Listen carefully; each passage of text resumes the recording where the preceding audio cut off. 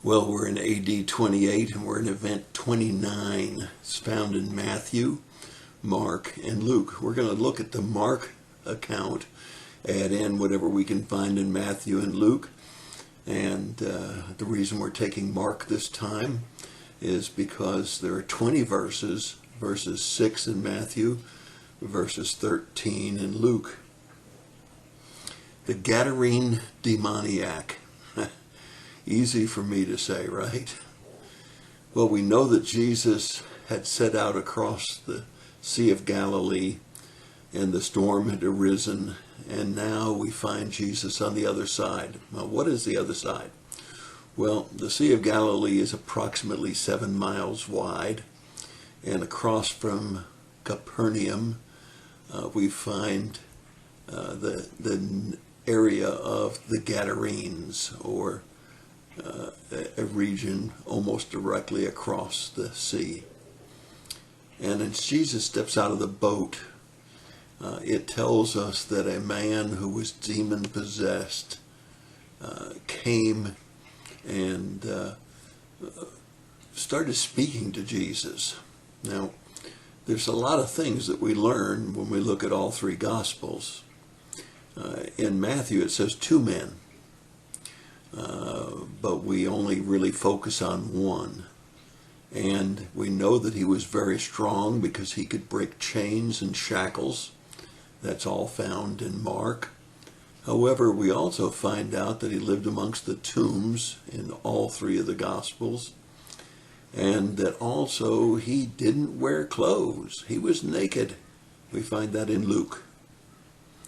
And we find that when he came to Jesus, he begged him to not torment him. Well, who was speaking? The man or the demons? Jesus very clearly asked the man, "What is your name?" And he was speaking to the demon, so we can assume that he's speaking here with the demon inside the man. And the demon inside the man says, "My name is Legion, for we are many." So we're not dealing with a single demon, but lots of demons. And we know that he was very violent. People were afraid to go by the road here where this demon-possessed man was, with strength that he could break shackles. And we know that this man was one who was in agony. We find also that when Jesus said for the demons to come out, they begged him to allow them to go into a herd of swine. We find out that the number of swine, as we read all three gospel accounts, was 2,000. Now, we don't know if there were 2,000 demons or not, but legion would certainly indicate something less than that. As the demons move into the swine, they run down the hill and into the lake and are drowned. The herdsmen who had been watching the swine were in great fear, and also, I imagine, a little bit angry that they had lost their herds, and went to tell everybody in town what had happened.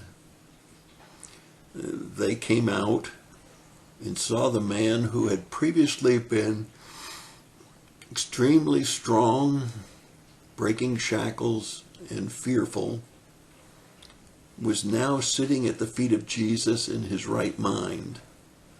I like that phrase, as I remember there was a time when one of the Bible teachers that I was sitting under said that when he was in school, he was quite of a terror, and then he got saved, and the next year he went into another class, and several of the teachers that had him previously came by to see him because he was sitting there in his right mind.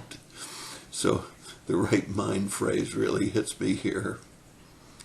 Nevertheless, when all of the people of town heard all that had happened, saw all that was going on, they begged Jesus to leave. Now, that's quite interesting to me. You'd think that when somebody with that kind of power came into town, that they would want him to stay, do healings, do miracles. But they wanted him out of there. They had lost 2,000 swine, and they wanted him out of there. And when Jesus began to leave, the man who had been healed of the demons wanted to go with Jesus, but Jesus said, no, I want you to go back into town and tell everybody the mercy and the love of God. And we know that that's Decapolis, because the text reveals it to us in these three Gospels. And we know that the man was obedient to go and do that. Now, are you ready for the corny joke? And therefore, with the demons going into the swine, it is the first recorded history of deviled ham. And that's my thought for the day.